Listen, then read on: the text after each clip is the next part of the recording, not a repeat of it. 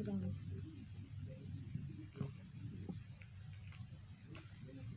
Şöyle. Direkt sırayı su aslında çok değil. Şöyle ısıtacağım.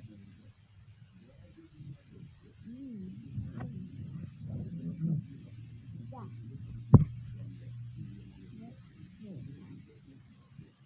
Bu kanala abone olduğunuz için beni unutmayın.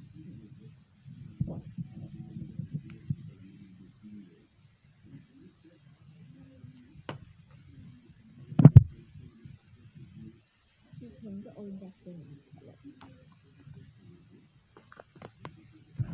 Buranın tamamlamak istiyorum. Şöyle bir müzik.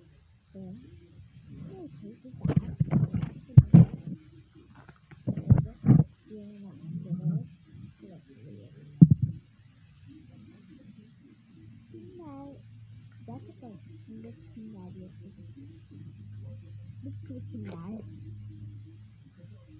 Evet, dostlarımızı ay bu eriyordu ya. Kız ne olmuş ya? Erimemiş artık. Erimiş daha sonra. Şöyle köşe sıralanıyoruz.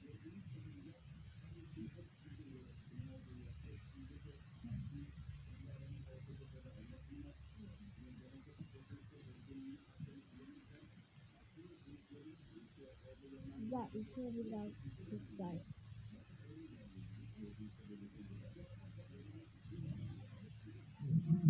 Babam bu arada 35 tane müziği yani.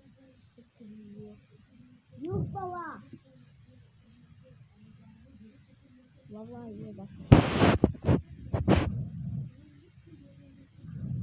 Tek o elindeki müziği.